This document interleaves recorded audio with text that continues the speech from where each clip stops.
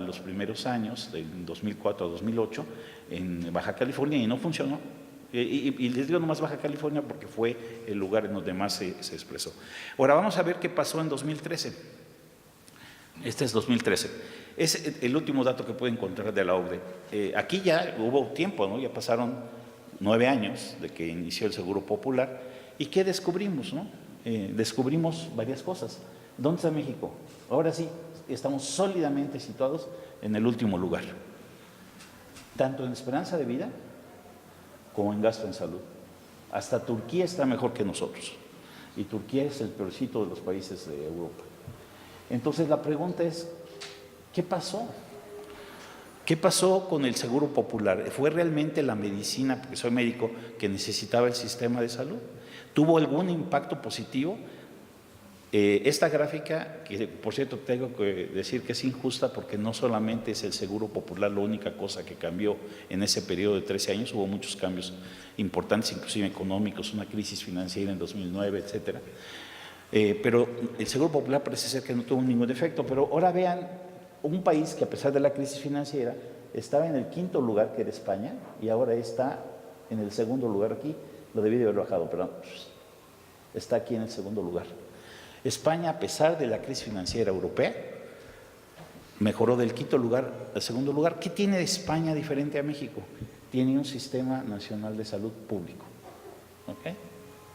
Entonces, esto es nomás para llamar la atención a lo que se planteaba en el documento y que los invito a que lo lean y lo discutan y que aparte lo socialicen y que lo pongan en todos los escenarios, porque esto es algo que en 2018 debe de ser, en mi opinión, uno de los grandes temas para la próxima elección presidencial en México.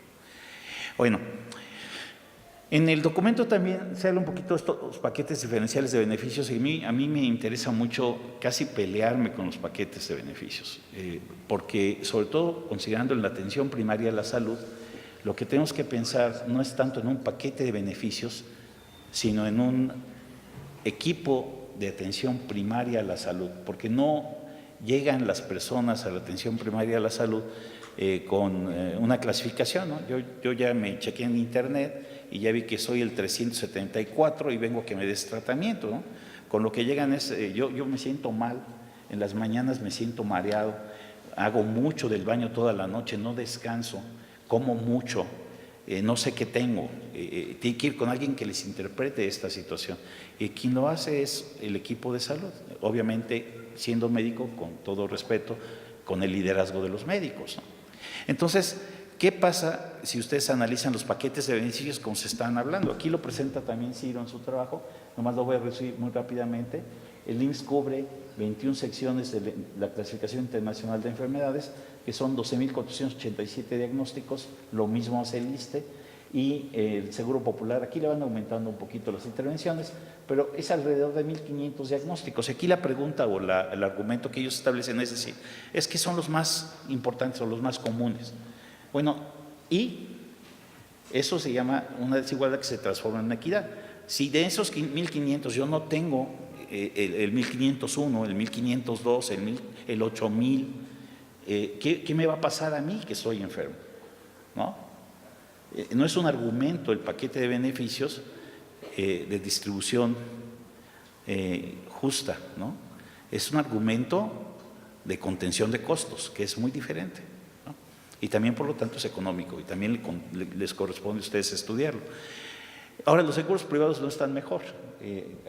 Ciro y yo somos de los privilegiados que tenemos todos los seguros y aparte tenemos el seguro privado. Y eso nos hace sentir protegidos, pero el seguro privado está construido en México con aproximadamente la mitad de los diagnósticos del IMSS, pero con cláusulas condicionales y un límite de gastos. Por ejemplo, el promedio, cuando hice esta tabla, era de 2,5 millones de pesos. Entonces, cuando ustedes tienen esas cláusulas, la cláusula tiene una cláusula que dice que si usted estaba enfermo de algo antes de que le comprara el seguro, no te paga, entonces te vas al IMSS, ¿no? Y los que tienen IMSS, si no tienes IMSS, no te vas a ningún lado, ¿no? En fin, ¿en qué se expresa esto?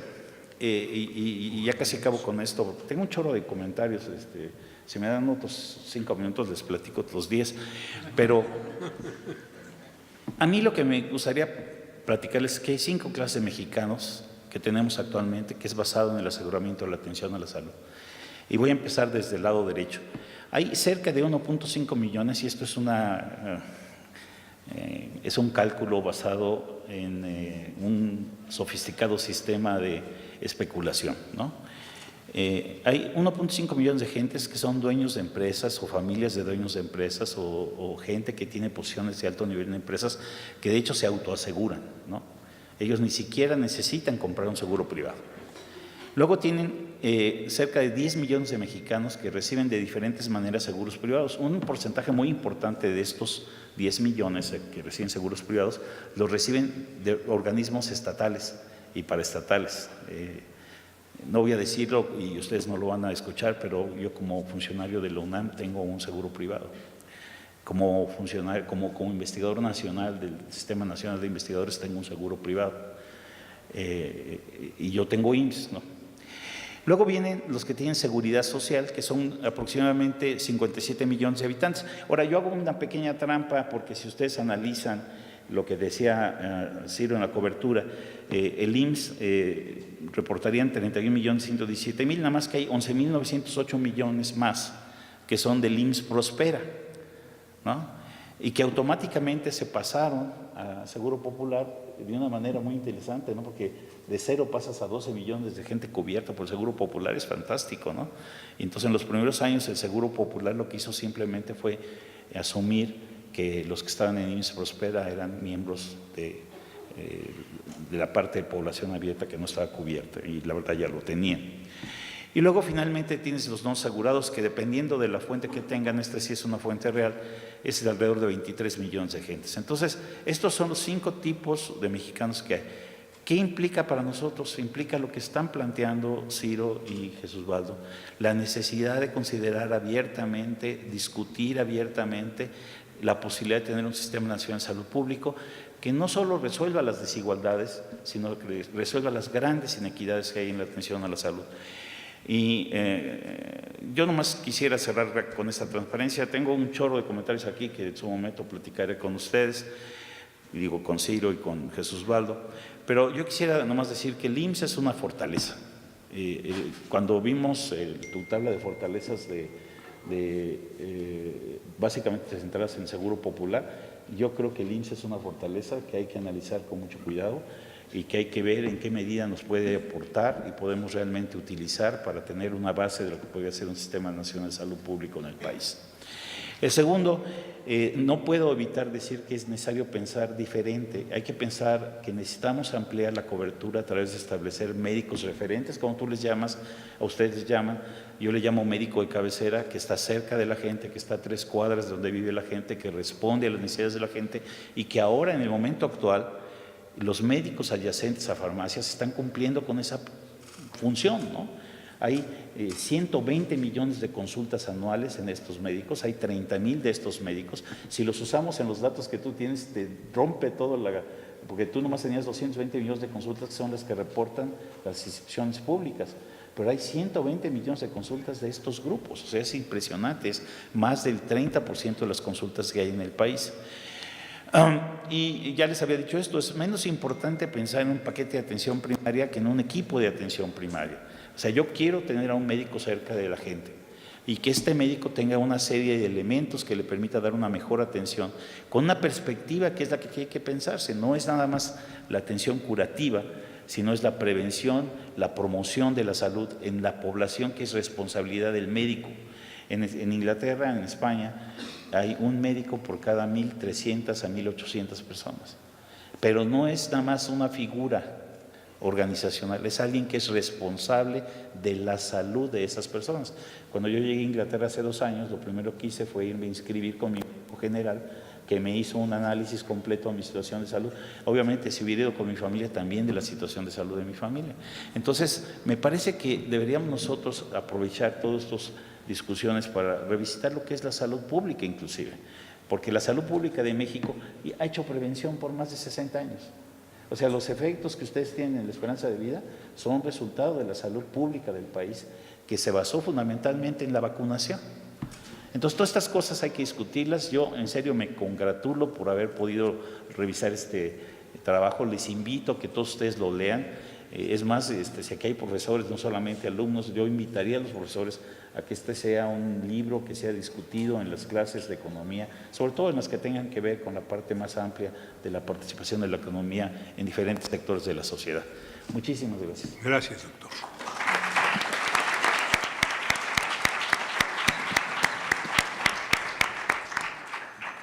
Con este aplauso para nuestro comentarista y nuestros dos ponentes, pasamos a la parte de recolectar y distribuir las preguntas que ustedes hayan formulado por escrito. ¿Tenemos alguna? Nadie quiso escribir. Pero vamos entonces a hacerlas verbalmente y ofrezco la palabra inicialmente a Mario Luis Fuentes y trataré de tomar nota de otros de ustedes que quieran también. Vamos a escuchar varias preguntas, una tras otra, y después serán respondidas. Por favor. 3 preguntas. La pregunta formulada al inicio por Ciro es: ¿qué tan lejos estamos de cumplir los objetivos de los ODS en 13 años? La conclusión, y es la pregunta, es: estamos muy lejos de acercarnos al cumplimiento de los objetivos establecidos en los ODS de 2030. O sea, esa sería un poco la pregunta, ¿cuál sería su conclusión? La segunda es,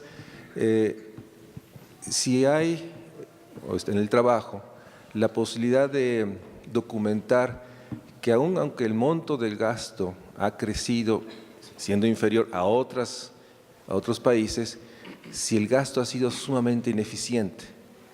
O sea, sí ha habido incremento, pero una gran ineficiencia en el gasto. Hospitales no terminados, unidades médicas con staff, con equipos muy reducidos, en fin. Sí hay esta documentación que incluso en las entidades donde hay prevalencia de mayor mortalidad infantil y mortalidad materna, hay mayor ineficiencia del gasto. Es un poco hacer esa correlación entre la perversidad de que incluso hay. Y la tercera es un asunto muy de coyuntura. Ante la depreciación del peso, el porcentaje de los insumos médicos que están ligados, digamos, a una proveeduría externa en dólares. Si esto es un factor que coyunturalmente va a afectar, que el monto del gasto en términos de dólares va a ser mucho menor.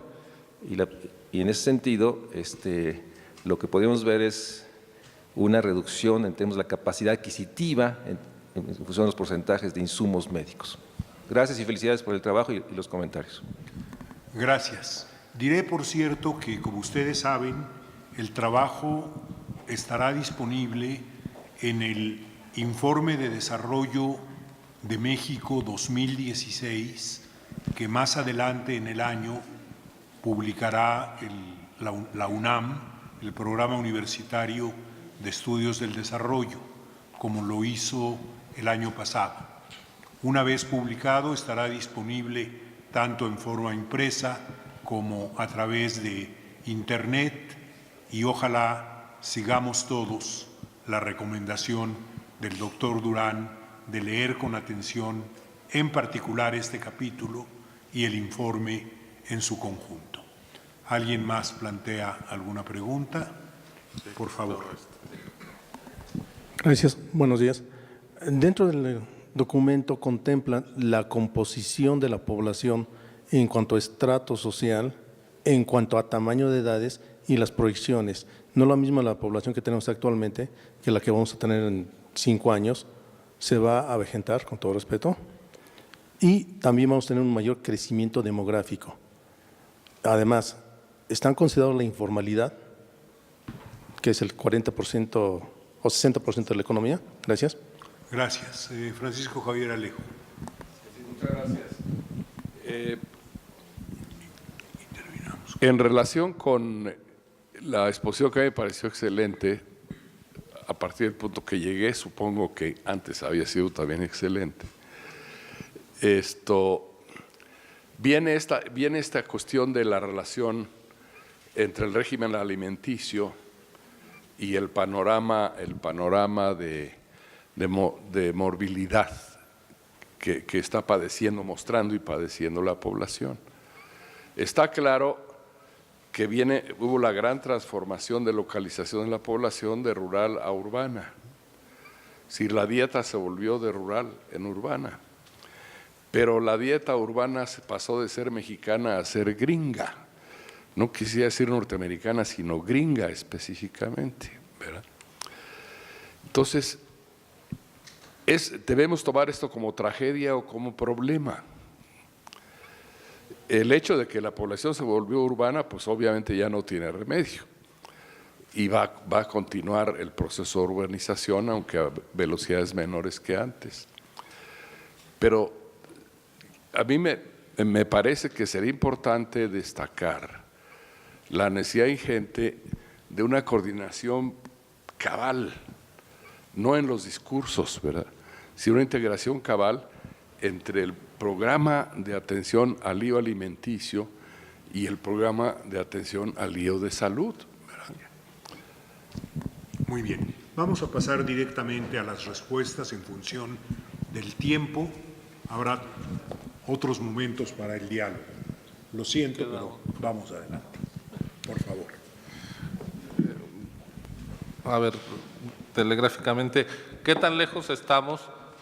Creo que en materia de cobertura de la salud, el indicador es el acceso real, es decir, la población usuaria, porque si nos vamos a la cobertura nominal, pues la situación sería como más halagüeña, estarían más a la mano los objetivos del milenio. Segundo, en cuanto al gasto, tenemos un rezago importante, es decir, mientras España, Reino Unido, en fin, que tienen un sistema de salud digno de tal nombre, de salud pública, están gastando alrededor del 8% del Producto Interno Bruto y de ese 4/5 partes es público, nosotros estamos gastando el 6% y la mitad es público solamente, con un añadido nada más. Lo que gasta el IMSS se cataloga como gasto público, pero el IMSS se financia con las cuotas obrero-patronales, es decir, en realidad hay como un punto del PIB adicional que es financiamiento privado, es decir, el financiamiento con cargo a impuestos generales es todavía menor. Así que tenemos que hacer un esfuerzo muy grande para inyectar recursos públicos con cargo a los impuestos en materia de salud. Este es un gasto insuficiente, pero además, y yo aquí coincido con nuestro comentarista, gastamos poco y mal. Es decir, estamos enviando muchísimo dinero a las entidades que no sabemos a dónde se está yendo. De acuerdo a los registros, lo que más ha crecido es el gasto administrativo, pero no ha crecido el número de consultas, el personal médico, ahí están los rezagos que tenemos frente a los países. Entonces, pues sí hay que cambiar, hay que incrementar el gasto, hay que gastarlo de manera más eficiente y al mismo tiempo creo que es muy importante el cambio en el modelo de atención. Una vez siguiendo este esquema de los equipos de atención básica a la salud, tomamos a la población mexicana y dijimos, bueno, empecemos con 3,000 personas por equipo de atención básica, págueles 50,000 pesos al médico, en fin, a la enfermera, son 5 profesionales de la salud por equipo. Hagamos un presupuesto de 2 millones de pesos de costo. Bueno, financiar eso alcanzaría con lo que hoy se está transfiriendo del Seguro Popular. Es decir, con los recursos actuales se podría tener otro sistema. Claro, está todo el problema de infraestructura, de medicamentos, en fin, que en efecto pues, se va a encarecer con la devaluación y hay indicadores que ya no presentamos en la exposición, pero por ejemplo, todos estos escáneres para detectar tumores y demás, en México hay 2 por cada millón de habitantes, cuando en la OCDE hay 15. Es decir, estamos con rezagos muy importantes en infraestructura. Sobre la demografía, a ver, tenemos el problema del envejecimiento y de la transición epidemiológica con su derivada esta perversa de la epidemia de la diabetes. Y en efecto, alimentación y salud van de la mano, no puede haber mejoras de la salud. Y el hecho de que la población sea urbana no tendría por qué implicar una catástrofe en términos de salud, porque los países desarrollados que tienen esas esperanzas de vida que nos mostraba el doctor Durán son urbanos. El problema es la pobreza urbana y la dieta de los pobres urbanos y el ingreso de las familias en la pobreza urbana. Es decir, yo subrayaría que el tema de la desigualdad es muy importante.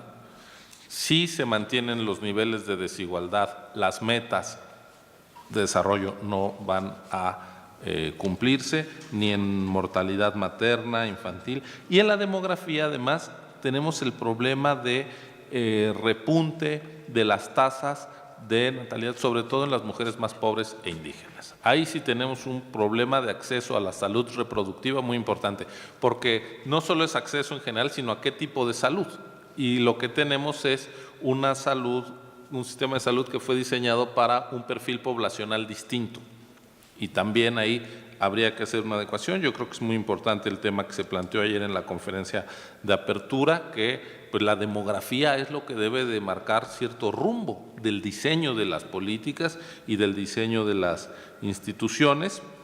Y por supuesto que la informalidad gravita sobre eso, porque cuando estamos hablando de esta desigualdad, por ejemplo, en mortalidad materna, que son los informales o lo que antes se llamaba población abierta, donde están los mayores índices de mortalidad materna, pues lo que tenemos que hacer es justamente acercar la calidad de los servicios de atención a la salud entre la población asegurada por su condición laboral con la otra que no. ¿Y eso cómo se consigue? Pues no emparejando todo al nivel de seguro popular, porque sería un retroceso histórico en términos incluso de lo que ya tenemos, sino de acercar hacia los servicios de salud que hoy da la Seguridad Social, en buena medida financiado por cuotas obrero-patronales. Entonces necesitamos reforzar el financiamiento con cargo a los impuestos generales, y pues eso lo que implica es que todo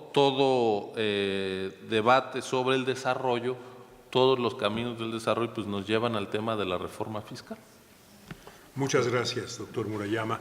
¿Algún mínimo punto que no puedan dejar de expresar en este momento? Por favor, señor. Sí, ya no quisiera, por cuestiones de tiempo, detallar cosas que ya expresó Ciro, simplemente señalar como una gran oportunidad en términos de financiamiento el gravamen que se impuso a los alimentos de alta densidad calórica. En 2013, en 2014, perdón, los ingresos de este impuesto ascendieron a 31,000 millones de pesos. En 2015 representaron 37,000 millones. Ahora se espera que cierre en cerca de 40,000 millones de pesos. Es una fuente de financiamiento que hay que aprovechar. Si mejoramos la base gravable de esos artículos que están siendo a los que se les está aplicando este impuesto, si elevamos además las tasas, porque el porcentaje que se puso es relativamente bajo con respecto a los estándares internacionales de este tipo de alimentos, yo creo que se puede configurar una muy buena fuente de financiamiento, siempre y cuando efectivamente se asignen esos recursos al sector salud, porque aparentemente lo que está sucediendo es que está ingresando este financiamiento, pero se va a una bolsa general de Hacienda y no se dedica exclusivamente al sector salud. Por supuesto, eso ayudaría mucho, como estaba establecido en la iniciativa de este impuesto, a fortalecer la red de agua potable, de bebederos públicos, etcétera, que pues muy bien sustituiría el consumo de los refrescos, que representa además un gran riesgo para problemas de obesidad y diabetes. Doctor Durán. No, nada más decir que el recorte de 8,000 millones de pesos a la Secretaría de Salud este año